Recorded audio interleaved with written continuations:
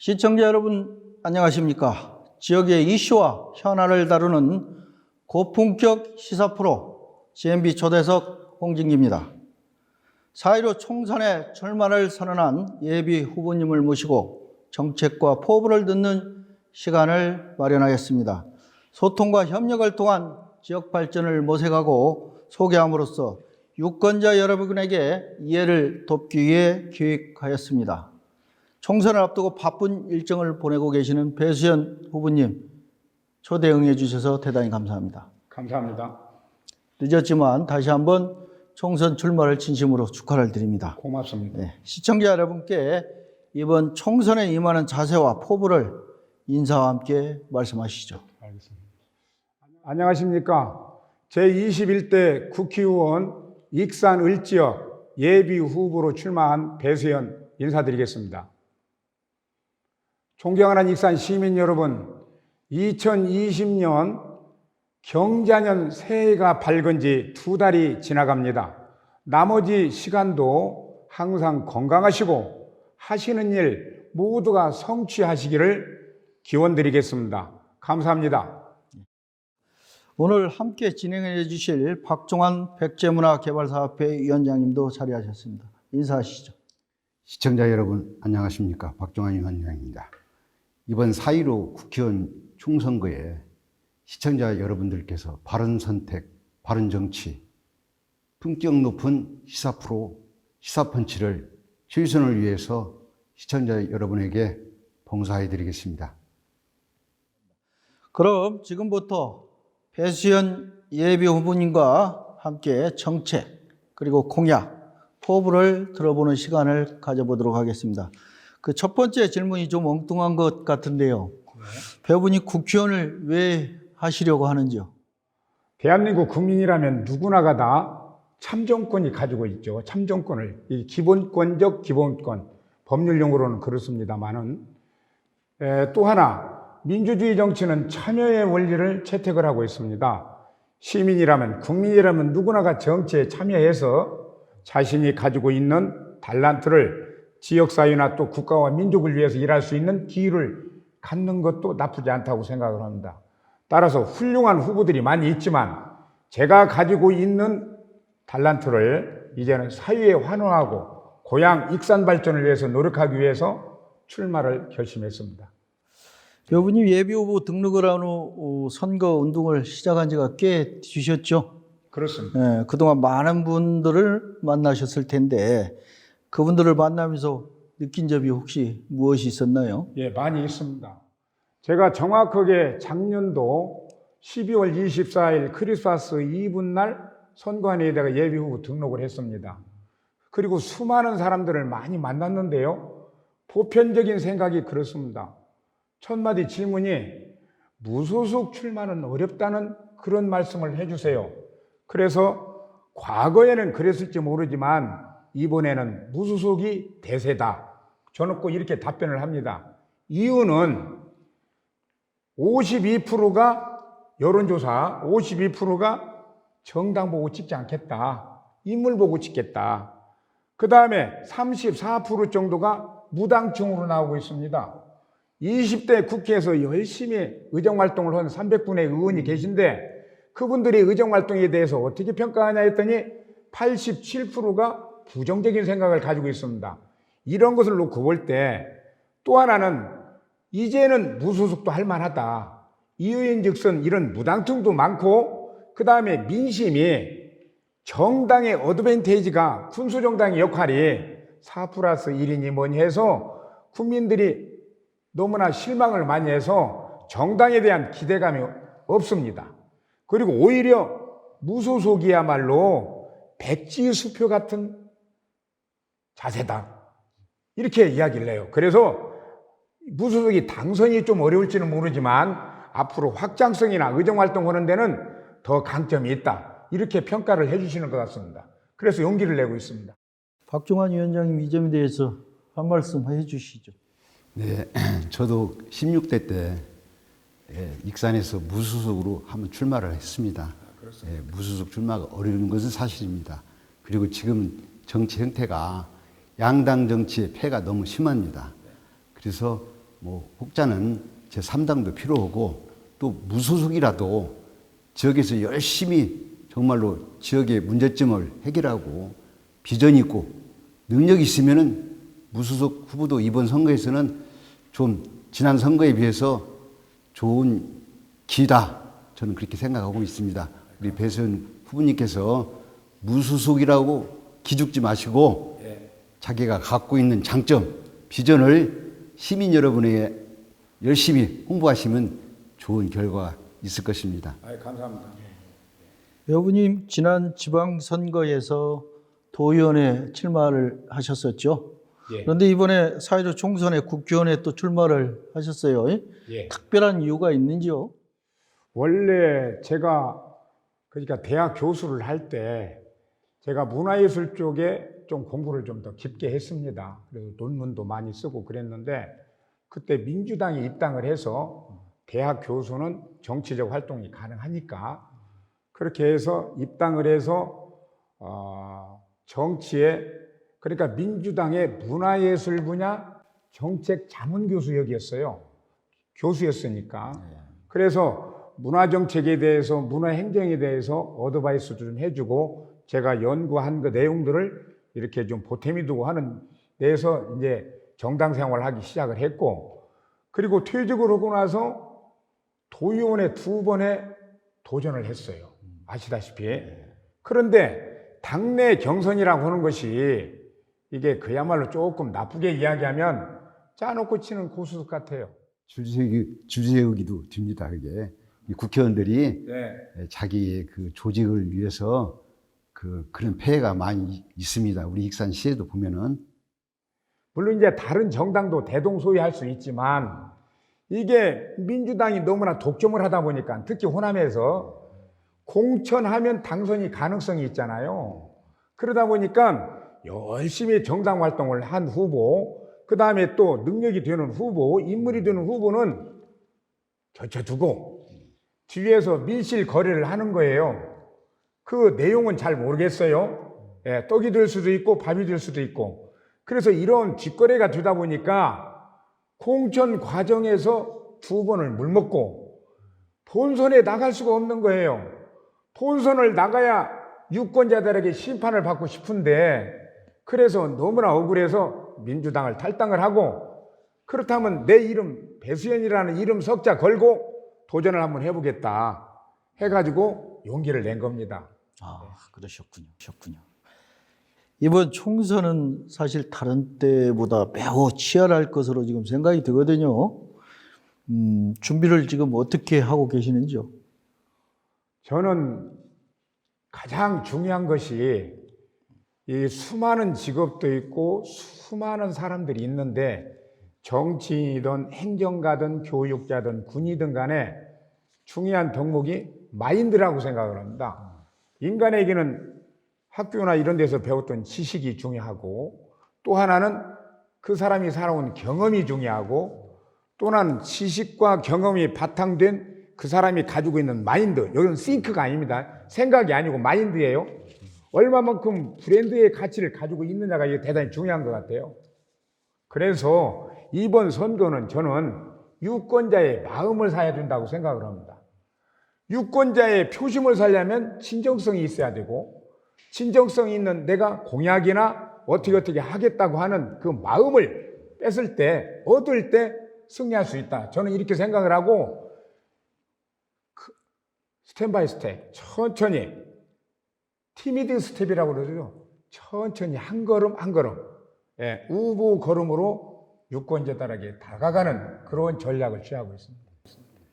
우리 위원장님 한 말씀 해주시죠. 그 시중의 우스갯소리로 정치인이 3가지 형이 있다고 합니다. 3가지 형.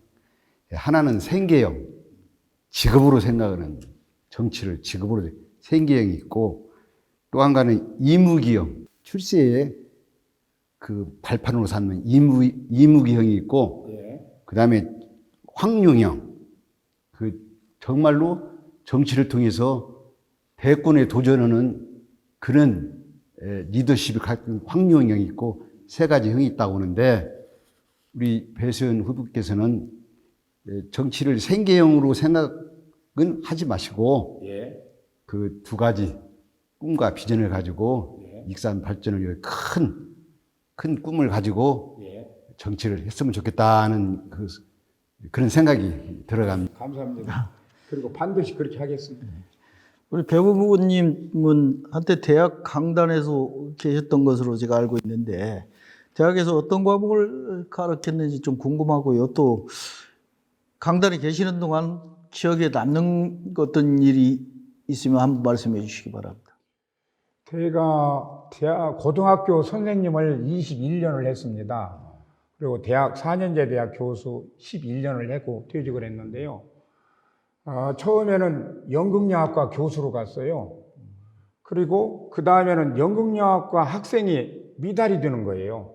지방대학의 연극영화과는 전주대나 우석대나 할 것 없이 전부가 다 서울로만 가는 거예요.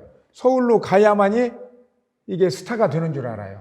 그래서 처음에는 너무나 많은 학생들이 왔었는데 점진적으로 줄다 보니까 연극영화과를 폐쇄를 하고 그 다음에 사회복지학과로 바꿨어요. 전과를 했는데 제가 전공이 연극영화과를 전공을 해서 연극영화과 교수가 된 게 아니고 원래 행정학을 하다가 보니까 또 문화예술행정을 이제 책을 쓰고 또 논문을 많이 썼어요.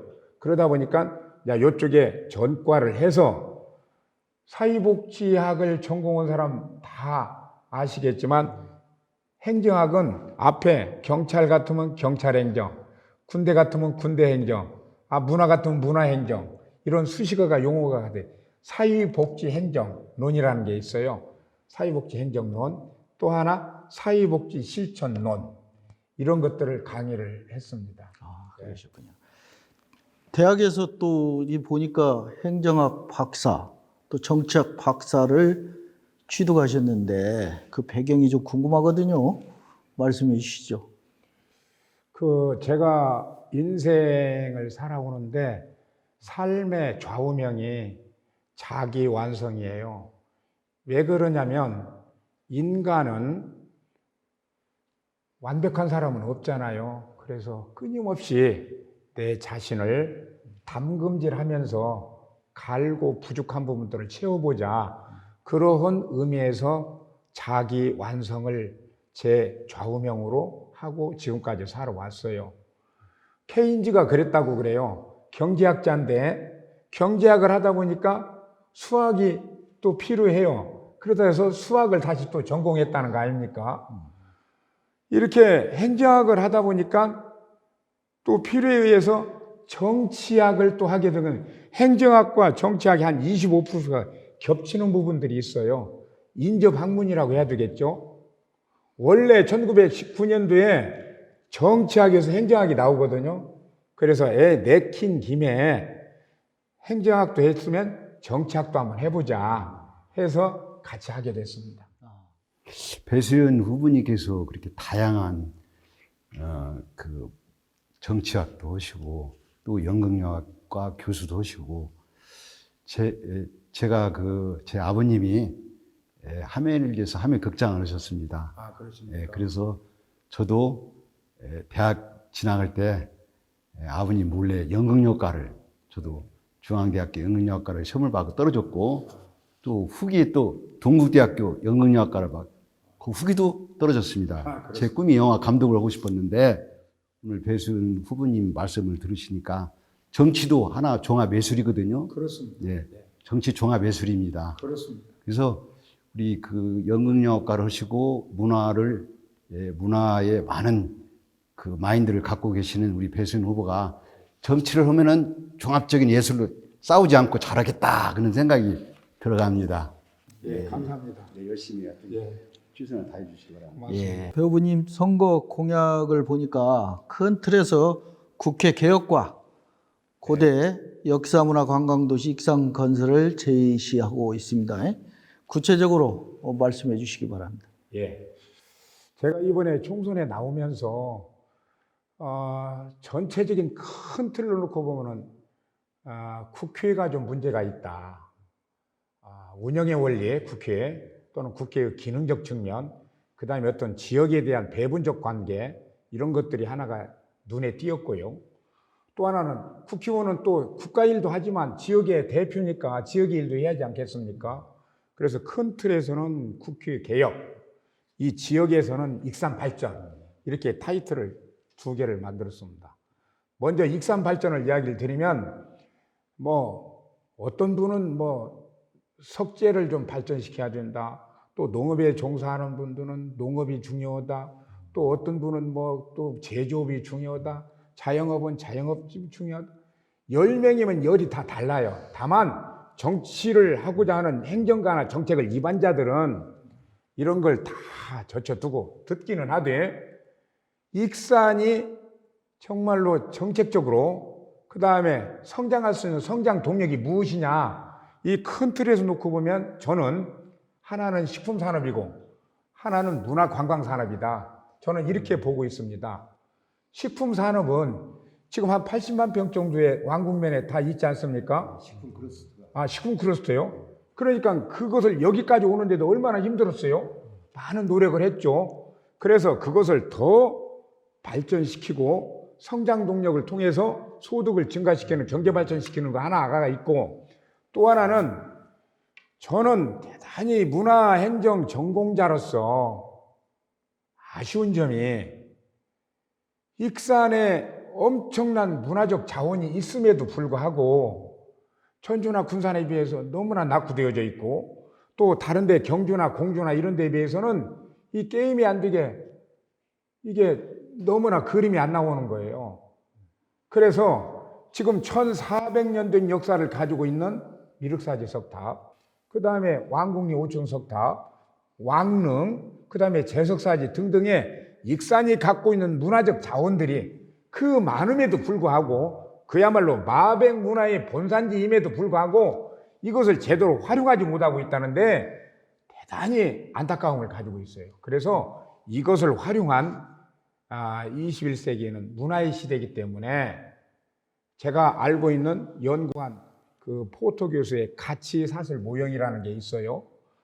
시간이 짧으니까 길게는 못하겠지만 이 간단히 말씀드리면 문화적 자원을 발굴하고 육성하고 가공해서 상품을 만들고 문화예술 상품을 만들어서 판매하고 소득으로 발전시켜서 주민에게 환원시키는 이러한 가치 사슬 이론이 포토 교수가 말을 했어요. 그래서 이런 것을 근간으로 하여 문화예술 산업을 발전시키면 문화예술 산업은 알다시피 창구 효과가 커요. 무공해 산업이에요.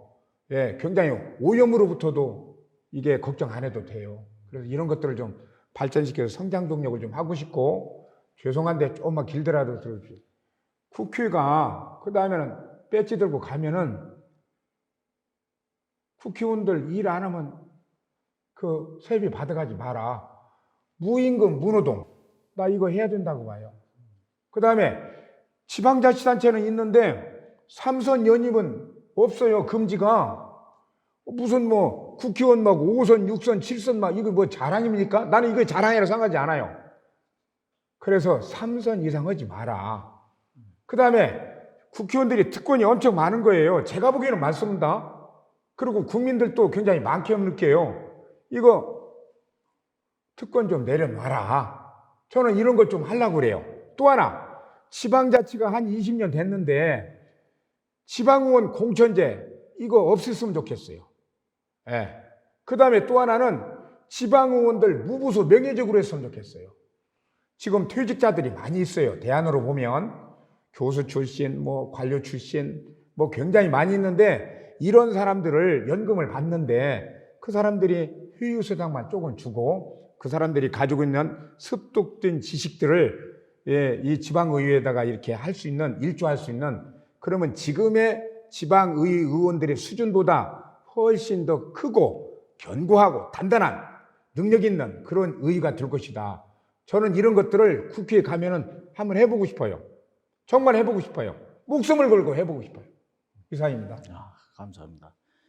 우리 박종환 위원장님은 원래 KTX 익산역 유라시아 거점역을 만들자는 그런 말씀을 많이 하셨는데, 특히 지금 시민단체들이나 우리 시민들이 그 여론이 또 많아요. 이에 대해서 좀 의견 부탁드립니다.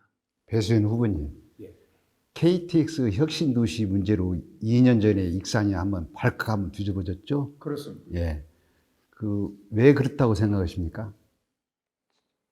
그 이유는요, 정치권에서 첫 번째 분열을 조장시키는 것 같아요.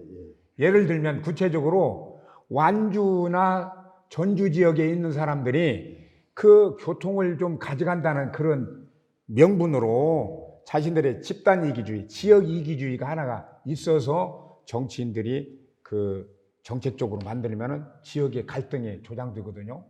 그런데 지정학적 요인, 환경적 요인을 감안을 하면, 저는 익산 사람이라서 그런지는 두둔하진 않지만 전체적인 틀을 놓고 보더라도 익산이 호남의 관문이에요.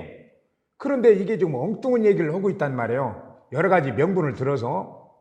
조금 더 설명을 드리면, KTX가 300km 정도로 속도를 내려면 역과 그 다음 역에 몇 킬로 정도의 거리가 확보가 돼야 된다는 거예요. 그런데 알고 보니까, 제가 유럽이나 일본에 가서 보니까 신간센도 그렇잖아요. 이게 교차를 시키더군요. 그러니까 우리 익산역에 오는 게 이제 저쪽에 공주역에서 익산역까지 오는 거예요. 그런데 익산역을 통과하는 열차가 현재 하루에 20편이라면 거기서 오송에서 논산으로 오고, 논산에서 익산역을 패스를 하고 혁신역에다가 이렇게 가면은, 이걸 전문 용어로 무슨 교차 무슨 환승제도라고 하더라고요. 이렇게 하게 되면 어떤 현상이 나타나느냐, 현재는 20편이 익산역을 통과하는데 10편은 익산역을 통과하는데 10편은 혁신역이나 논산역을 통과할 거란 말입니다. 그러면은 유동인구가 승객의 혁신역으로 점진적으로 갈수록 익산역은 빈 껍질이 되는 거예요. 자, 그래서 예, 우리 시민단체에서 2년 전부터 예, 익산 KTX를 좀 발전시키고 지키려고 예, 그런 운동을 했습니다. 예, 제가 보는 그 KTX 익산역 문제는 예. 처음에 시작할 때 예, 좀 더 거시적으로 50년, 최소한도 50년을 보고 예, 100년까지는 안 가더라도 예, 그렇게 개발을 했어야함에도 불구하고 예, 지금과 같이 시민들이 생각했을 때 예, 익산 시민들도 KTX 그 주차장 문제, 예, 여러 가지 문제점이 있어서 예, 불편한 점을 호소하거든요. 예, 그렇습니다. 그래서 그런 문제점들이 해결되었을 때 타 예, 지역에서 KTX 문제 가지고 이의를 제기하지 않습니다. 그래서 앞으로 우리 KTX는 유라시아 철도역 거점역을 우리 익산시에서 지금 점진적으로 그걸 대대적으로 하려고 지금 시에서 행정을 지금 펼치고 있습니다. 그래서 철도 정책 포럼도 통과시켰고, 그래서 앞으로 우리 익산시가 발전하려면은 유라시아 철도 거점역 이 되기 위해서 범시민적인 운동을 해야 합니다. 그래서 우리 배수연 후보께서도 국회의원이 당선되면은 우리 익산이 가치가 뭡니까? 교통도시 아닙니까? 그렇습니다. 그 점에 대해서 팔을 걷어붙이고 KTX 유라시아 철도 익산 거점역 여기에 중점을 포커스를 맞춰서 최선을 다해주기 바랍니다. 당연합니다. 적극적으로 동의하고 지지합니다. 그렇게 하겠습니다. 우리 배 후보님 공약을 보면은 경제를 살리는 상생 익산을 만들겠다 이렇게 하셨습니다. 그래서 이 자세한 설명이 좀 필요할 것 같아요. 예, 상생이라고 하는 것은 서로가 사는 것을 말하죠. 그리고 우리 어느 지역이든지 정치, 경제, 문화, 사회, 교육, 역사 이런 쪽에 분야별로 다 있지 않습니까? 저는 인간이, 예를 들어서 우리 사유자님이 특별한 재능을 하나, 사유를 보는 걸 가지고 계셔. 단지 사유자로서 사유를 잘 본다는 것은 그냥 되는 거 아니거든요. 해박한 국문학적 상식도 있어야 되고 또 경제적 지식도 있어야 되고 또 여러 가지 요인들이 다 어우러져서 훌륭한 사회자가 되는 거 아니겠어요? 경제도 마찬가지입니다. 오로지 경제 하나만, 뭐 공장 하나만 딱 데리고 오면은 익산의 경제가 확 올라갑니까? 저는 그렇게 생각하지 않아요. 경제가 발전된다는 것은 사람이 살기 좋게 하기 위해서 경제를 발전시키는 거 아니겠어요? 사람이 잘 살고 좋은 도시를 만들려면 교육이 좋아야 돼요. 의료도 좋아야 돼요. 주거도 문제도 해결이 돼야 돼요. 범죄가 없는 도시도 돼야 돼요. 동의하시죠? 예. 이런 것들이 전부 다 상생하는 어우러지는 경제. 나는 이것을 바라요. 그래서 익산이 부강한 막 소득이 엄청 많은 막 큰 엄청난 그 기업이 들어와서 하는 그러한 무엇보다는 범죄가 없고 살기 좋은 경제적으로 먹고 살만하는 인간이 살아가는데 힐링하기 좋은 도시, 행복한 도시로 갔으면 좋겠어요. 이것이 상생 경제의 포인트입니다. 또 하나 그 시민 모두를 위한 관광 체육 익산을 만들어 보겠다 또 하셨어요. 예. 이것도 말씀을 해주시죠. 사람들이 그래요. 여행을 갈 때 제가 배낭여행을 조금씩 다녔는데요. 가장 초보적인 여행가는 관광지를 간다고 그래요. 조금 수준이 있으면 유적지를 간다는 거예요. 그 다음에 가는 곳은 휴양지를 간다는 거예요. 최고의 여행가는 명상지를 간답니다. 그러면 우리가 유적지를 갔다가 어디 휴양지를 간다는 것은 휴식을 취한다는 거죠. 가서 가족과 가서 휴식을 취하고, 휴식을 취하는 이유는 돌아와서 재생산을 하기 위해서 에너지를 충전시킨다는 거예요. 이것은 휴식이 아니라 생산을 위한 충전이라는 거예요. 이런 개념을 좀 아셔야 돼. 그런데 무조건 뭐 관광 어쩌고 뭐 먹고 노는 거, 뭐 땅 파고 뭐 생산해야만이 뭐 고무신 생산해야 이거 생산하는 거, 이런 개념으로 지금도 생각하는 분들이 계셔요. 저는 그건 아니다 이렇게 생각해서 체육, 때로는 가족과 꽁도 차고 그 숲 속에서 배구도 좀 하고 하는 이런 것들이 어우러지는 거, 저는 이런 것들이 중요하다고 봅니다. 이런 정도로 답변 드릴게요. 예. 그 배우분님 우리 익산 경제가 한때는 보석, 섬유, 석재 산업이 우리 익산 경제를 좌우했었는데 근간에 이 보석, 섬유, 석재 산업 성장 동력이 완전히 지금 침체가 되었거든요. 이 좀 이에 대한 어떤 보관이 좀 있을까요? 저는 이런 생각을 갖고 있습니다. 시청자들이 어떻게 생각할지 모르겠어. 제 소개입니다. 옛날 노무현 대통령이 딱 되고 나서 제가 현직이 있을 때인데 교육부 총리를 누구를 시킬까 하고 고민을 했답니다. 그래서 여러 사람 교육한 사람들한테 물어봤대요. 당신이 생각하는 대한민국 교육의 문제점이 뭐냐? 그랬더니 이것이 문제다. 이거 해결해야 된다고. 다른 사람한테 물었더니 이것이 문제라고 또 이렇게 얘기하고. 처방이 제각각 다른 거예요. 지금 저 거창고등학교라고 있어요. 거창고등학교, 그 상당히 유명한 고등학교인데 그때 당시에 이름을 모르서 김뭔데 거창고등학교 교장한테 물어봤대요. 한국의 교육의 문제점이 뭐냐? 그분의 답변이 답이 없습니다. 그러니까 교육의 문제가 그만큼 어렵다는 거예요. 답이 없다는 것을 그러니까 이 친구가 그래도 현실에 대해서 잘 아는 친구구나. 이렇게 노무현 대통령이 판단을 하고 교육부 총리를 해달라 했다는 거예요. 그런데도 그 양반이 나 안 하겠다. 그래가지고 그때 당시에 계명대학교 총장이 갔어요. 부총리로. 그런 데가 내 기억을 하는데 방금 우리 사회자께서 질문하신 그 얘기는 쉽 것 같지만 대단히 어렵습니다. 배선이가 이렇게 해야 된다고 하는 일도 아니고 또 어떤 특정한 전문가가 와서 이렇게 하면 다 해결됩니다. 그렇게 답하는 것도 상당히 오류가 있다. 저는 이걸 전제로 드리고요. 제가 아는 대로 이야기를 드리면 이게 시대적인 흐름이 있어요. 어느 분야든지 간에. 옛날에 빵 장사가 잘 됐어요. 밀가루 산업이 발전했어요. 이제는 빵 장사가 아니고 고구마 장사가 잘 될 수 있어요.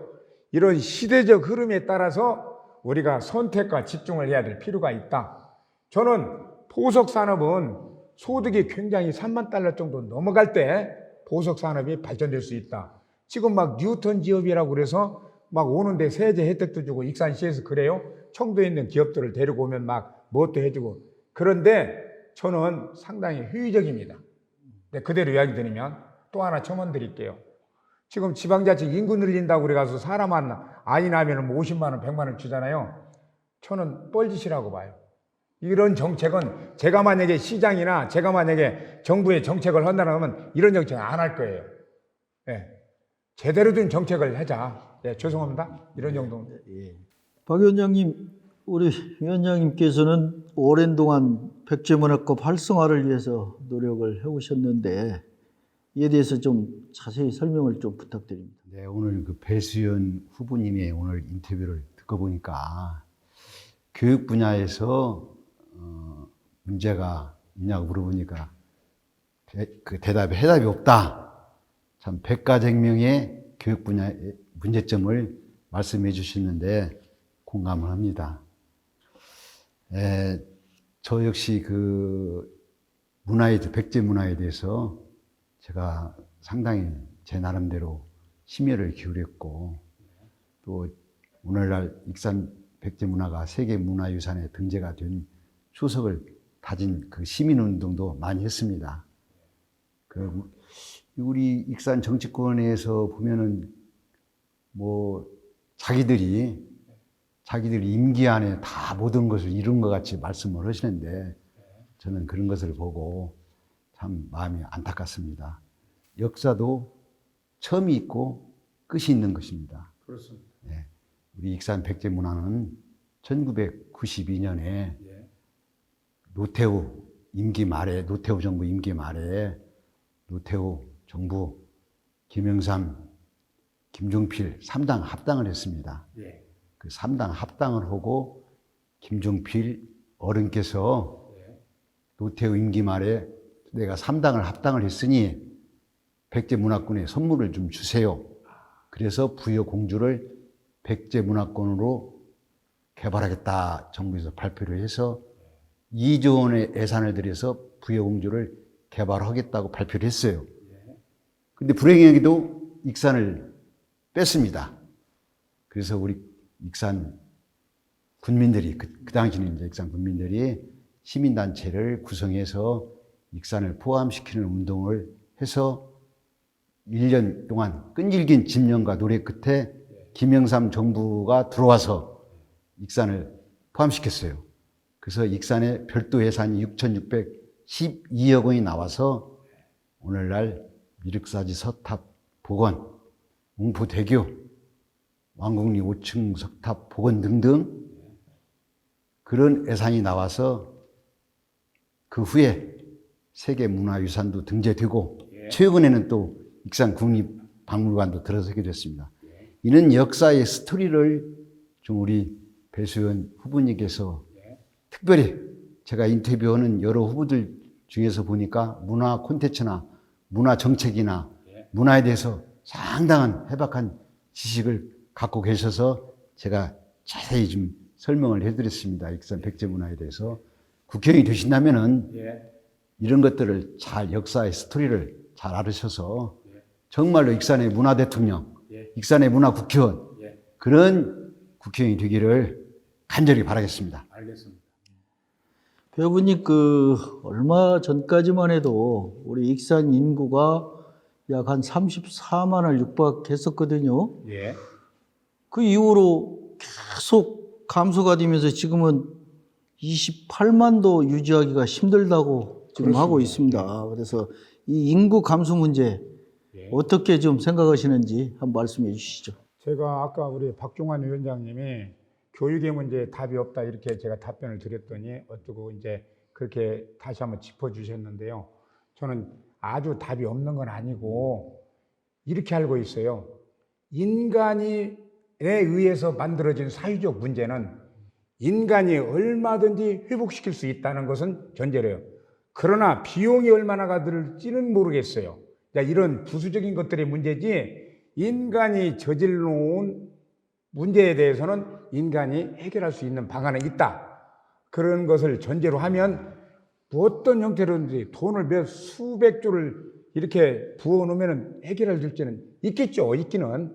근데 이제 그런 것을 다 여기서 이야기 드리기에는 어려움이 많아서 그렇게 답변을 드린 것이고, 방금 이제 우리 그 사유자께서 인구가 감소된다는 원인에 대해서 말씀을 하고 있는데, 제가 역으로 질문을 한번 드릴게요. 왜 자꾸 인구가 줄어든다고, 그 원인이 어디가 있는 것 같아요? 제 생각은 예. 그 일자리가 문제인 것 같습니다. 일자리 문제. 그러겠죠. 우선적 여러 가지 요인이 있겠지만 일자리가 없으니까 떠나는 거 아니겠어요? 역대 익산시에 있는 국회의원들이 예.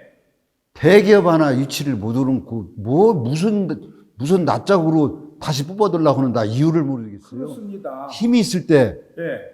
대기업도 유치시켜서 그렇습니다. 일자리를 만들고 예. 익산 경제를 살려놓고 내가 이런 일을 했으니 예. 뽑아달라고 해야 그게 순서 아닙니까? 당연한 말씀입니다. 그런 국회의원도 없이 나 참 그런 걸 보면은 예. 참 시민들도 붕괴하겠지만은 예. 토론하는 저희들도 상당히 좀 의미심장합니다. 그러니까 사회적 문제가 발생을 하면 원인이 무엇인가 정확하게 원인을 파악을 해야 하는 게 순서 아닐까요? 의사가 환자가 왔어요. 감기 환자가 왔어. 근데 맹장이라고 하는 거예요, 진단을. 이거 되겠습니까, 처방에? 안 된단 말이에요. 방금 말씀하신 인구의 감소 문제는 첫 번째가 여러 가지 요인이 있겠지만 일자리가 부족하니까 가는 거 아니겠어요? 일자리도 그냥 짜잘짜잘한 일자리가 아니라 연봉 4천만 원 이상의 일자리를 우리 한국의 젊은이들은 요구해요. 맞습니다. 2,500만 원 연봉, 이건 안 하려고 그래요. 내 조카부터도 야 그거 하지 마, 놀아.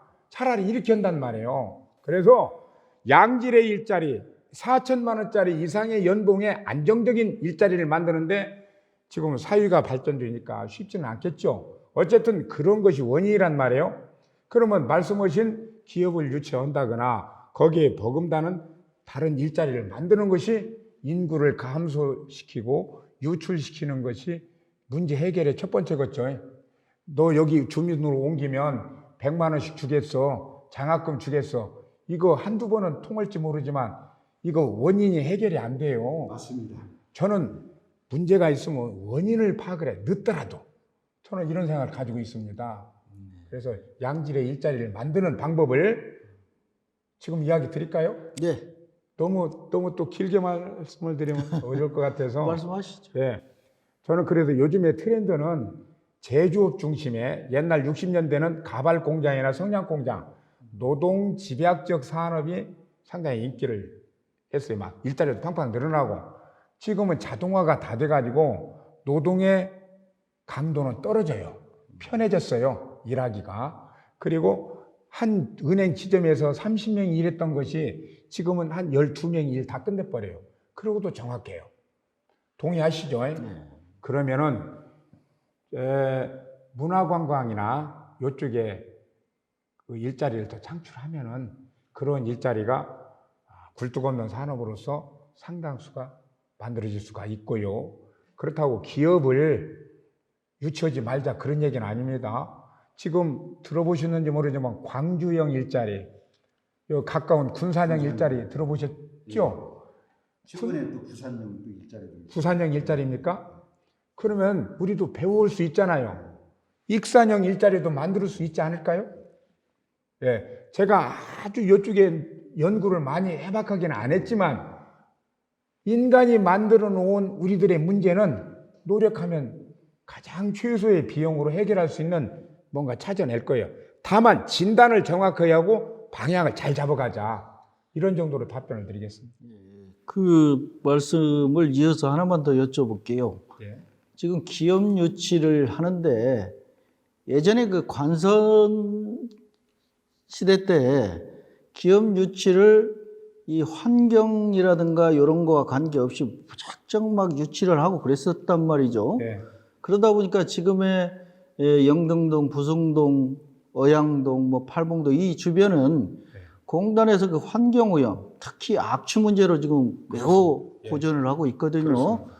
그래서 기업 유치를 하되 앞으로는 좀 환경과 예민한 그런 기업 유치는 그렇습니다. 자제를 해야 된다. 저는 이렇게 생각을 하고 당연한 이야기. 지금 악취 문제가 심각하거든요. 그렇습니다. 그 악취 문제 좀 어떻게 해결 방안이 좀 없을까요? 악취 문제는 여러 가지 해결 방안이 있겠지만 우선은 시민 감시단 체제 지금 아마 하고 있지 않나요? 그런 제도를 좀 도입을 해서 이것은 나의 문제가 아니라 우리의 문제라고 하는 것을 공통적으로 인식을 시키게 하고, 그 다음에 당연히 적발을 해야 되겠죠. 근데 지금 현재 익산에서는 어느 공장에서 나오는지를 잘 모른다는 거예요. 그래서 시민 감시 모니터링 제도를 도입을 하고, 그 다음에 그것을 나오게 되면, 발견하게 되면 그 공장에게, 회사에게 세제 감면을 주든지 아니면 행정조치를 취하든지 그런 방법으로 해결을 했으면 좋겠고요. 이제 식품산업 같은 경우에는 사회자께서 말씀하신 공해가 오염이 물질을 적게 하는 그러한 기업을 이제 선별을 해야 돼요. 그런데 분양률이 50% 정도밖에 안 됐다는 거예요. 그러니까 분양을 막 하기 위해서 너도 좋고 나도 좋고 무조건 모두 내게로 오라 이러거든요. 이거는 앞으로 낳고 훗날 우리 후손들에게 재앙을 갖다 줄 수 있어요. 그래서 사회자님이 말씀하신 그러한 기업의 선별 유치, 선택과 집중, 그리고 또 하나는 미래 먹거리 식품을 개발해야 된다고 봐요. 거기에 관련된 분야의 산업들, 그 기업들을 유치를 하는 포커스를 맞춰주면 좋겠다. 흡족한 대답이 될지는 모르지만 제 견해는 그렇습니다. 대부분이 그 익산은 토농 복합 도시잖아요.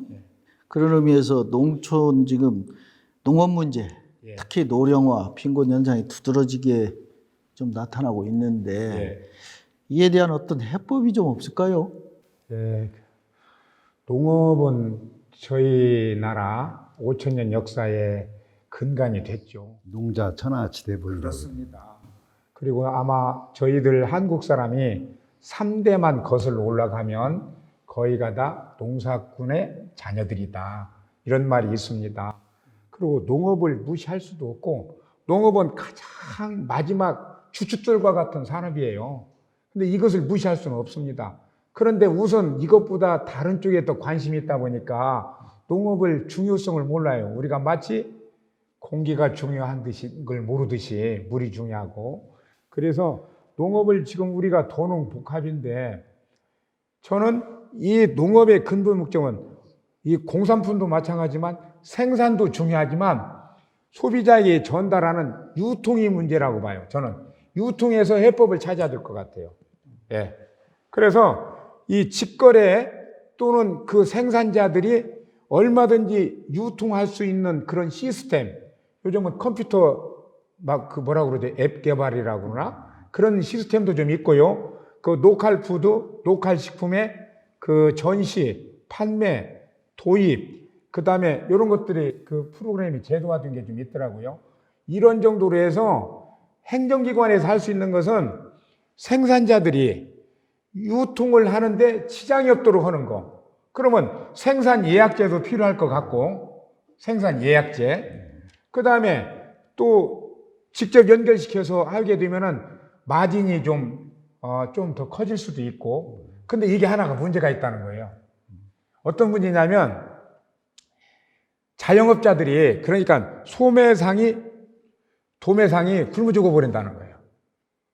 이게, 저도 최근에 어떤 경제학자한테 들었는데, 이게 문제가 된다는 거예요. 예를 들면, 제가 이제 쌀 생산 농가예요. 그래가지고 직접적으로 쌀을 이렇게 해놓은. 근데 전에 재래식 방법은 소매상에게 쌀이 가고 이렇게 전달되잖아요. 이 가면서 10만 원짜리가 11만 원, 12만 원으로 가는 이런 부가가치가 만 원씩 창출이 되는데, 직거래를 하게 되니까 소매상이 소득이 없어지고, 소득이 없어지니까 소비를 감소하고, 소비가 감소되니까 경기가 이게 뒤집어져 버렸다. 이런 또 단점이 나오더라고요. 그래서 섣불리 단정 지을 수는 없지만 어쨌든 직거래 또는 생산과 유통의 과정을 좀 혁신적으로 해서 해결했으면 좋겠다. 감사합니다. 우리 박종환 위원장님께 하나 여쭤보겠습니다. 우리가 그 한때는 익산역에 가면은 그 시계탑이라는 게 있었어요. 네, 그렇습니다. 그 상당히 그 추억이 있었고 뭐 약속의 장소가 되었었고 그랬었거든요. 근데 어느 날 보니까 이 시계탑이 사라져 버렸어요.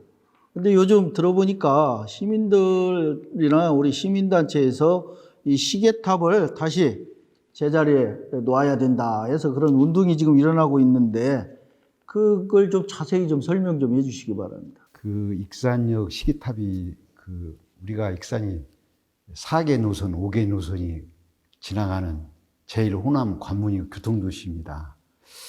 어느 날 갑자기 익산역 시계탑이 없어졌어요. 진행자가 방금 말씀하신 것 같이 많은 사람들이 시계탑을 좀 복원하자. 그런 얘기가 나와서 우리 JMB 방송에서 또 서울에 있는 재경 익산 향후에서 주관이 돼서 익산역 시계탑 추진위원회를 지금 발족하려고 합니다. 그래서 단순하게 그냥 시계탑만 만드는 것이 아니고 뭔가 관광 명소가 될 수 있는 그런 시계탑. 그 안에 뭐 광고도 집어넣고 또 뭐 체코슬로바키아나 또는 유럽이나 영국이나 그런 명물 시계탑을 한번 만들어 보려고 하는데 그와 맞춰서 최근에 또 홍시라는 또 여자 가수가 익산역 시계탑이라는 노래를 발매를 했어요. 그 노래가 나온 지 불과 2, 3개월 됐는데 지금 각 방송국의 인기 차트에 익산역 시계탑이 지금 노래가 나왔어요.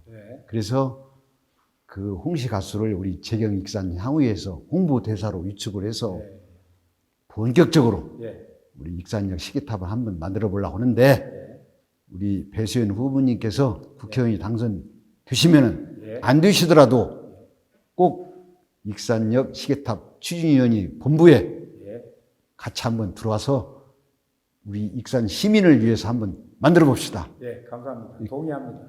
동의합니까? 예, 그렇습니다. 우리 박종환 위원장님이 좀 반강제적인 것 같아요. 아니, 전혀 그런 거 없습니다. 제가요, 문화예술 전문가 아닙니까? 하나의 첨언 드릴게요. 벨기에 브뤼셀을 가면 가보셨을 거예요.